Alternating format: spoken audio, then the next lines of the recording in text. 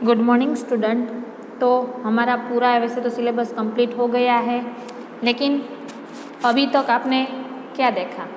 तो हमारा जो 1 से 9 चैप्टर है, जैसे कि तेरी है ज़मीं कविता है, दूसरी कविता हमारे में है माँ एक कहानी, बराबर।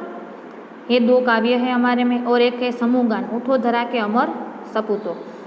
तो ये 3 काव्य है। तो अभी तक आपको मैंने समझाया लेसन, क्वेश्चन आंसर हमने रिवीजन किए ऑलरेडी। एक बार हमने सीखा पूरी टेक्स्ट बुक और एक बार रिवीजन कंप्लीट हो गया है। आपको कोई डाउट भी नहीं है। तो अब तेरी है ज़मीं, वो आपको उसका गान कैसे होता है, जैसे कि आपको पता है कि बर्निंग ट्रेन का गीत है, बराबर।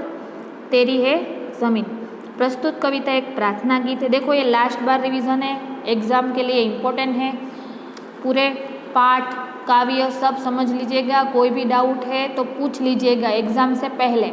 एग्ज़ाम में आपको अपने आप आंसर लिख सकते हो, लेकिन काव्य और लेसन है उसके अनुसार होने चाहिए। और ख़ास करके जो रस्व दीर्घई रस्वावाड़ू दीर्घावाड़ू जो मिस्टेक आपकी होती है उसको भी बहुत ध्यान दीजिएगा अच्छी तरह से, ताकि आपको एग्ज़ाम में मार्क न कटे। अब तेरी है ज़मीं पहला काव्य है, उसका गान मैं अभी आपको बाद में सुनाती हूँ। जैसे कि प्रस्तुत कविता एक प्रार्थना गीत है, आप सब जानते हो, जिसमें ईश्वर के प्रति कृतज्ञता का भाव व्यक्त हुआ है, ईश्वर के प्रति दया का भाव व्यक्त हुआ है। साथ ही ईश्वर की सर्वोपरिता को स्वीकार किया गया है कि सभी जगह पे ईश्वर होते हैं। तेरी है ज़मीं तेरा आसमां तू बड़ा मेहरबा तू बख्शिश कर, सभी का है तू सभी तेरे खुदा मेरे तू बख्शिश कर। तेरी मर्जी से ये मालिक हम इस दुनिया में आए हैं, तेरी रहमत से हम सब ने ये जिस्म और जा पाए हैं। तू अपनी नज़र हम पर रखना, किस हाल में है ये खबर रखना। तू चाहे तो हमें रखे, तू चाहे तो हमें मारे, तेरे आगे झुका के सर खड़े हैं आज हम सारे। ओ सबसे बड़े ताकत वाले, तू चाहे तो और आफत को टाले, तेरी है ज़मीं तेरा आसमां। शब्दार्थ है उसके, बख्शिश मतलब भेंट उपहार क्षमा करना, मालिक मतलब स्वामी ईश्वर, रहमत मतलब कृपा, आफत मतलब मुश्किल संकट, मेहरबा मतलब कृपालु दयालु, जिस्म मतलब शरीर, जहाँ मतलब प्राण आत्मा। क्वेश्चन आंसर तो हम सब ने ऑलरेडी पहले देख ही लिए, और इसमें कोई भी कन्फ्यूज़न आपको नहीं है, इतना तो मुझे भी पता है। ओके, तो अब हम इसका काव्य गान सुनेंगे। Okay, thank you.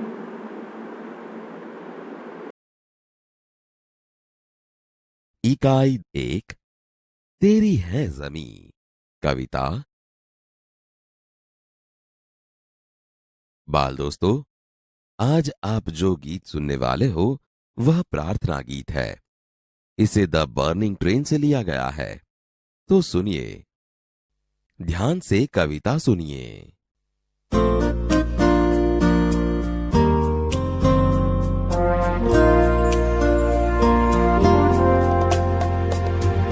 तेरी है ज़मीं तेरा आसमां तू बड़ा मेहरबान तू बख्शिश कर, सभी का है तू सभी तेरे खुदा मेरे तू बख्शिश कर।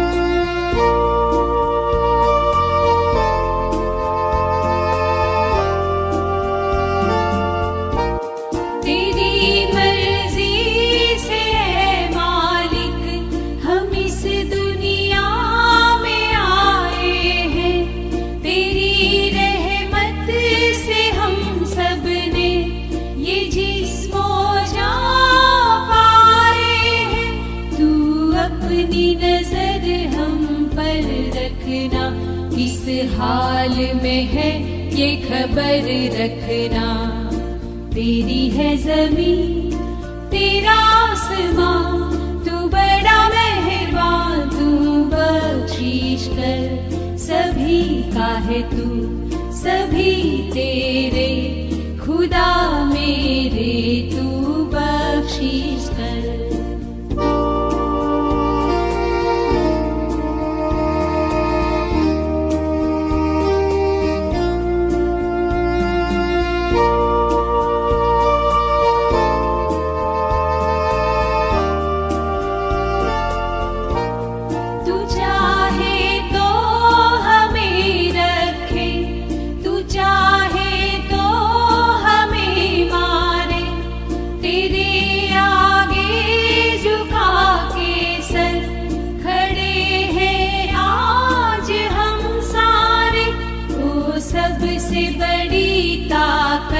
संभाले, तू चाहे तो हर आफत टाले।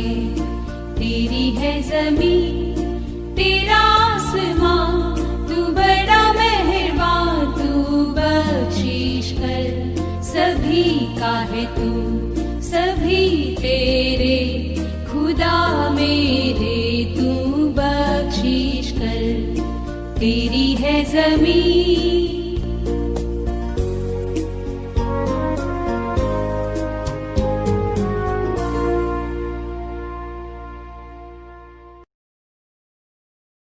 हाँ, तो आपने काव्यगान सुन लिया। आई थिंक आपको अच्छा भी लगा होगा। अब है हमारा दूसरा चैप्टर ईदगाह। ईदगाह है वो प्रेमचंद की कहानी है। लेखक कौन है? प्रेमचंद। उसका जन्म वाराणसी में हुआ था, लम्ही नामक गांव में हुआ था। और इस पाठ में क्या आता है वो आप सबको पता है कि ईदगाह है वो प्रेमचंद की अमर कहानी है, मतलब बहुत प्रसिद्ध कहानी है। इसमें एक हामिद नाम का लड़का होता है। वो ईदगाह में जाने के लिए तैयार होता है। उसके माता पिता नहीं होते हैं और वो अपनी दादी माँ के साथ रहता था। दादी माँ के पास पैसे नहीं थे, फिर भी ईद का त्यौहार आ गया था, खाने के लिए घर में भी कुछ नहीं था और बच्चे के पास थोड़े पैसे थे तो उससे उसने खिलौने या तो कुछ खाना नहीं खाया, लेकिन अपनी दादी अम्मा का हाथ जल जाता था। इसीलिए उसने क्या खरीदा? तो कि चिमटा खरीदा था अपनी दादी के लिए। तो उसकी विवेकपूर्ण बुद्धि माँ का यहाँ प्रकट होती है और फिर उसके दोस्तों को बताता है कि चिमटा क्या क्या काम कर सकता है।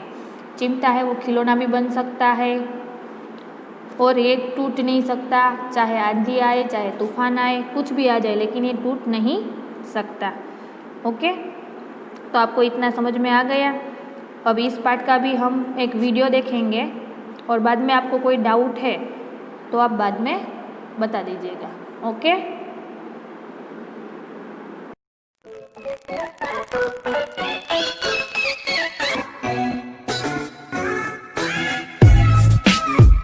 मित्रों, आपने इनका नाम तो सुना ही होगा। ये उपन्यास सम्राट प्रेमचंद है। आइए इनके बारे में कुछ और जानें। नाम धनपत राय, उपनाम प्रेमचंद, जन्मस्थल लमही, वाराणसी, उत्तर प्रदेश, जन्मतिथि सन 1880, निधन सन 1936। आपने प्रेमचंद का परिचय पाया, अब उनके साहित्यिक जीवन के बारे में भी जानिए। आरंभ में वे नवाब राय नाम से उर्दू साहित्य में लिखते थे, बाद में प्रेमचंद के नाम से हिंदी में लिखने लगे। गोदान उनका सर्वश्रेष्ठ उपन्यास है। इसके अलावा गबन, मंगलसूत्र, रंगभूमि, कर्मभूमि उनके उपन्यास है। उन्होंने कई सारी कहानियां भी लिखी है जो मानसरोवर भाग 1 से 8 में संकलित है।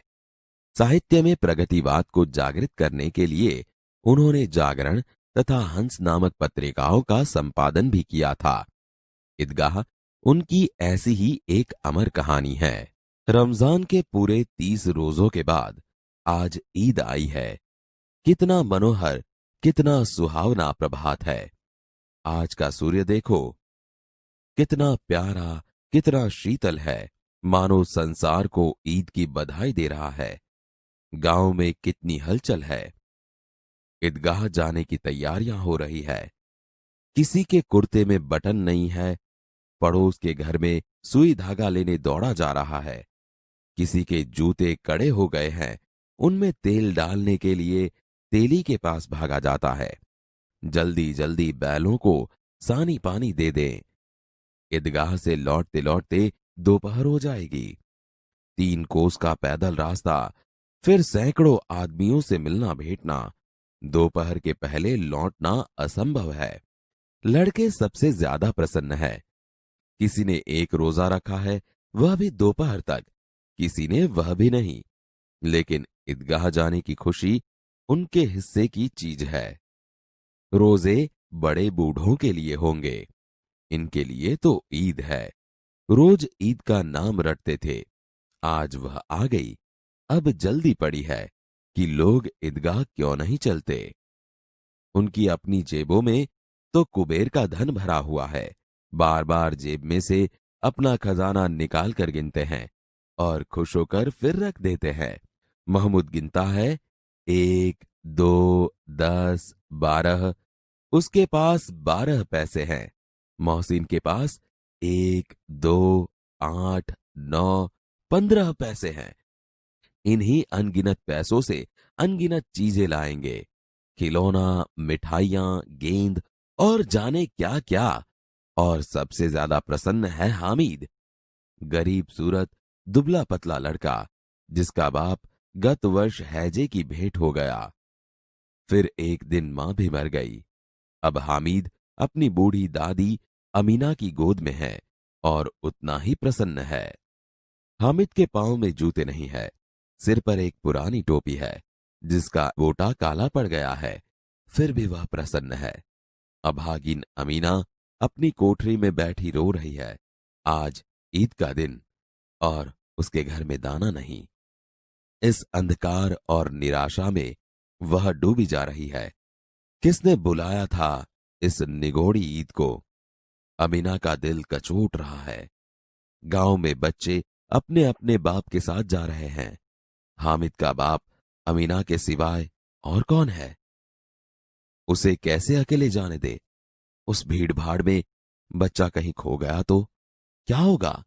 नहीं, अमीना उसे यों न जाने देगी। नन्ही सी जान 3 कोस चलेगा कैसे? पैरों में छाले पड़ जाएंगे, जूते भी तो नहीं है। कुल 2 आने पैसे बच रहे हैं। 3 पैसे हामिद की जेब में, 5 अमीना की बटुए में। यही तो बिसात है और ईद का त्योहार। अल्लाह ही बेड़ा पार लगाए। तुम डरना नहीं अम्मा, मैं सबसे पहले आऊंगा। गांव से मेला चला और बच्चों के साथ हामिद भी जा रहा था। कभी दौड़कर आगे निकल जाता, फिर किसी पेड़ के नीचे खड़े होकर साथ वालों का इंतजार करता। हामिद के पैरों में तो जैसे पर लग गए हैं। वह कभी थक सकता था? बड़ी इमारतें आने लगी। यह अदालत है, यह कॉलेज है, यह कलाघर है। आगे चले। हलवाइयों की दुकानें शुरू हुई। आज खूब सजी हुई थी। इतनी मिठाइयां कौन खाता है? देखो ना, एक एक दुकान पर मनो होंगी। सहसा ईदगाह नजर आई। इमली के घने वृक्षों की छाया है। नीचे पक्का फर्श है, उस पर जाजिम बिछी हुई है। रोजेदारों की पंक्तियां एक के पीछे एक न जाने कहां तक चली गई हैं। यहां कोई धन और पद नहीं देखता। इन ग्रामीणों ने भी वजू किया और पिछली पंक्ति में खड़े हो गए। कितना सुंदर संचालन है, कितनी सुंदर व्यवस्था। हजारों सिर एक साथ सिजदे में झुके जाते हैं, फिर सब एक साथ खड़े हो जाते हैं, मानो भ्रातृत्व का एक सूत्र समस्त आत्माओं को एक कड़ी में पिरोए हुए हैं। नमाज खत्म हो गई। लोग आपस में गले मिल रहे हैं। अब मिठाइयां और खिलौनों की दुकानों पर धावा होता है। ग्रामीणों का यह दल इस विषय में बालकों से कम उत्साही नहीं है। यह देखो, हिंडोला है, 1 पैसा देकर चढ़ जाओ। कभी आसमान पर जाते हुए मालूम होता है, कभी जमीन पर गिरते हुए। यह चरखी है। लकड़ी के हाथी, घोड़े और ऊंट छड़ों से लटके हुए हैं। 1 पैसा देकर बैठ जाओ और 25 चक्करों का मजा लो। महमूद, मोहसिन, नूरे और सम्मी इन घोड़ों पर बैठते हैं। हामिद दूर खड़ा है। 3 पैसे तो उसके पास हैं। अपने कोष का 1/3 जरा सा चक्कर खाने के लिए नहीं दे सकता। सब चरखियों से उतरते हैं, खिलौने लेंगे। इधर दुकानों की कतार लगी हुई है। तरह तरह के खिलौने हैं। सिपाही और गुजरिया, राजा और वकील, बिश्ती और धोबिन। वाह, लगता है अब बोलना ही चाहते हैं। महमूद सिपाही लेता है, खाकी वर्दी और लाल पगड़ी वाला, कंधे पर बंदूक रखे हुए। मालूम होता है अभी कवायद किए चला आ रहा है। मोहसिन को भिश्ती पसंद आया। कमर झुकी हुई, ऊपर मशक रखे हुए हैं। मशक का मुंह एक हाथ से पकड़े हुए है। कितना प्रसन्न है। शायद कोई गीत गा रहा है, बस मशक से पानी उड़ेलना ही चाहता है। नूरे को वकील से प्रेम है, काला चौगा, नीचे सफेद अचकन, अचकन के सामने की जेब में घड़ी, सुनहरी जंजीर, एक हाथ में कानून का पोथा लिए हुए। मालूम होता है अभी किसी अदालत से जिरह या बहस के लिए चले आ रहे हैं। ये सब 2-2 पैसों के खिलौने हैं। हामिद के पास कुल 3 पैसे हैं। इतने महंगे खिलौने कैसे ले? खिलौना कहीं हाथ से छूट पड़े तो चूर चूर हो जाए, जरा पानी पड़े तो सारा रंग धुल जाए। ऐसे खिलौने किस काम के? उन्हें लेकर वह क्या करेगा? खिलौनों के बाद मिठाइयां आती है। किसी ने रेवड़ियां ली है, किसी ने गुलाब जामुन, किसी ने सोहन हलवा, मजे से खा रहे हैं। हामिद बिरादरी से पृथक है। अभागे के पास 3 पैसे हैं, क्यों नहीं कुछ लेकर खाता? ललचाई आंखों से सब मिठाइयों के बाद कुछ दुकानें लोहे की चीजों की हैं, कुछ गिलट और कुछ नकली गहनों की। लड़कों के लिए यहां कोई आकर्षण नहीं है, वे सब आगे बढ़ जाते हैं। हामिद लोहे की दुकान पर रुक जाता है। कई चिमटे रखे हुए हैं। दादी के पास चिमटा नहीं है, तवे से रोटियां उतारती है तो हाथ जल जाते हैं। अगर वह चिमटा ले जाकर दादी को दे तो कितनी प्रसन्न होगी, फिर उनकी उंगलियां कभी न जलेगी। घर में एक काम की चीज हो जाएगी। खिलौने से क्या फायदा? व्यर्थ में पैसे खराब होते हैं। जरा देर ही तो खुशी होती है, फिर तो खिलौनों की और कोई आंख उठाकर नहीं देखता, या फिर घर पहुंचते पहुंचते टूट फूट कर बर्बाद हो जाएंगे। चिमटा कितने काम की चीज है। रोटियां तवे से उतार लो, चूल्हे में सेक लो, कोई आग मांगने आए तो चटपट चूल्हे से आग निकाल कर उसे दे दो। अम्मा बेचारी को कहाँ फुर्सत है कि बाजार जाए, और इतने पैसे ही कहाँ मिलते हैं, रोज हाथ जला लेती है। हामिद के साथी आगे बढ़ गए हैं। सबील पर सब शरबत पी रहे हैं। देखो सब कितने लालची है। इतनी मिठाइयाँ ली, मुझे किसी ने एक भी न दी। उस पर कहते हैं मेरे साथ चलो, मेरा यह काम करो, मेरा वह काम करो। अब अगर किसी ने कोई काम करने को कहा तो पूछूंगा, खाए मिठाइयाँ, आपका मुंह सड़ेगा, फोड़े फुसियां निकलेगी, आप ही जबान चटोरी हो जाएगी। तब घर से पैसा चुराएंगे और मार खाएंगे। अम्मा चिमटा देखकर मेरे हाथ से लेगी और कहेंगी, मेरा बच्चा अम्मा के लिए चिमटा लाया है, कितना अच्छा लड़का है। इन लोगों के खिलौने पर कौन इन्हें दुआएं देगा? बड़ों की दुआएं सीधे अल्लाह के दरबार में पहुंचती है और तुरंत सुनी जाती है। मेरे पास पैसे नहीं है तो क्या, मैं गरीब सही, किसी से कुछ मांगने तो नहीं जाता। यह चिमटा कितने का है? 6 पैसे लगेंगे। हामिद का दिल बैठ गया। ठीक ठीक बताओ। ठीक ठीक 5 पैसे लगेंगे। लेना है तो लो, नहीं तो चलते बनो। 3 पैसे लोगे? हामिद आगे बढ़ गया ताकि दुकानदार की घुड़कियां न सुने, लेकिन दुकानदार ने घुड़कियां नहीं दी, बुलाकर चिमटा दे दिया। हामिद ने उसे इस तरह कंधे पर रखा मानो बंदूक है, फिर शान से अकड़ता हुआ संगियों के पास गया। यह चिमटा क्यों लाया बुद्धू? इसका क्या करेगा? जरा अपना बिस्ती तो जमीन पर गिराओ, सारी पसलियां चूर चूर हो जाए बच्चों की। तो यह चिमटा कोई खिलौना है? खिलौना क्यों नहीं है? अभी कंधे पर रखा बंदूक हो गई, हाथ में ले लिया फकीरों का चिमटा हो गया। चाहूं तो इससे मंजीरे का काम ले सकता हूँ। एक चिमटा जमा दूं तो तुम लोगों के सारे खिलौनों की जान निकल जाए। तुम्हारे खिलौने कितना ही जोर लगाए, मेरे चिमटे का बाल भी बांका नहीं कर सकते। बहादुर शेर है मेरा चिमटा। मेरी खंजरी से बदलोगे? 2 आने की है। मेरा चिमटा चाहे तो तुम्हारी खंजरी का पेट फाड़ डाले। बस एक चमड़े की झिल्ली लगा दे, डब डब बोलने लगी, जरा सा पानी लग जाए तो खत्म हो जाए। मेरा बहादुर चिमटा आग में, पानी में, आंधी में, तूफान में बराबर डटा रहेगा। चिमटे ने सभी को मोहित कर लिया, लेकिन अब पैसे किसके पास धरे हैं? फिर मेले से बहुत दूर निकल आए हैं। धूप तेज हो रही है, घर पहुंचने की जल्दी है। बड़ों से जिद करे तो भी चिमटा नहीं मिल सकता। हामिद है बड़ा चालाक, इसलिए उसने अपने पैसे बचा रखे थे। औरों ने 3-3, 4-4 आने पैसे खर्च किए, पर कोई काम की चीज न ले सके। हामिद ने 3 पैसों में रंग जमा लिया। सच ही तो है, खिलौनों का क्या भरोसा, टूट फूट जाएंगे। हामिद का चिमटा बना रहेगा बरसों।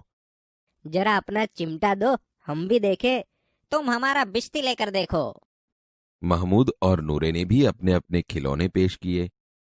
हामिद को इन शर्तों को मानने में कोई आपत्ति न थी। चिमटा बारी बारी से सबके हाथ में गया और उनके खिलौने बारी बारी से हामिद के हाथ में आए। कितने खूबसूरत खिलौने थे। रास्ते में महमूद को भूख लगी। उसके बाप ने केले खाने को दिए। महमूद ने केवल हामिद को अपना साथी बनाया। उसके अन्य मित्र मुंह ताकते रह गए। यह उस चिमटे का प्रभाव था। 11 बजे सारे गांव में हलचल मच गई। मेले वाले लौट आए। मोहसिन की छोटी बहन ने दौड़कर भिश्ती उसके हाथ से छीन लिया और मारे खुशी के उछली तो मियां भिश्ती नीचे आ रहे और सुरलोक सिधारे। मियां नूरे के वकील का अंत इससे भी ज्यादा गौरवमय हुआ। वकील जमीन पर या ताक पर बैठ नहीं सकते, उनकी मर्यादा का विचार तो करना ही होगा। दीवार में 2 खूंटियां गाड़ी गई, उन पर लकड़ी का एक पटरा रखा गया। पटरे पर कागज का एक कालीन बिछाया गया। वकील साहब राजा भोज की भांति सिंहासन पर विराजे। नूरे ने उन्हें पंखा झलना शुरू किया। अदालतों में खस की टट्टियां और बिजली के पंखे होते हैं, क्या यहां मामूली पंखा भी न हो? बांस का पंखा आया और नूरे हवा करने लगा। मालूम नहीं पंखे की हवा से या पंखे की चोट से वकील साहब स्वर्गलोक से मृत्युलोक में आ रहे और उनका माटी का चोला माटी में मिल गया। फिर बड़े जोर शोर से मातम हुआ और वकील साहब की अस्थियां धूरे पर डाल दी गई। अब मियां हामिद का हाल सुनिए। अमीना उसकी आवाज सुनते ही दौड़ी और उसको गोद में उठाकर प्यार करने लगी। सहसा उसके हाथ में चिमटा देखकर वह चौंकी। यह चिमटा कहाँ से लाया? मैंने मोल लिया है। कई पैसे में? 3 पैसे दिए। यह कैसा बेसमझ लड़का है कि दोपहर हुआ कुछ खाया न पिया, लाया क्या चिमटा? सारे मेले में तुझे और कोई चीज न मिली जो यह लोहे का चिमटा उठा लाया? तुम्हारी उंगलियां तवे से जल जाती थी, इसीलिए मैंने लिया। बुढ़िया का क्रोध तुरंत स्नेह में बदल गया। बच्चे में कितना त्याग, कितना सद्भाव और कितना विवेक है। दूसरों को खिलौने लेते और मिठाई खाते देखकर इसका मन कितना ललचाया होगा। इतना जब्त इससे हुआ कैसे? अमीना का मन गदगद हो गया। वह रोने लगी। दामन फैलाकर हामिद को दुआएं देती जाती थी और उसकी आंखों से आंसू की बड़ी बड़ी बूंदें गिर जाती थीं।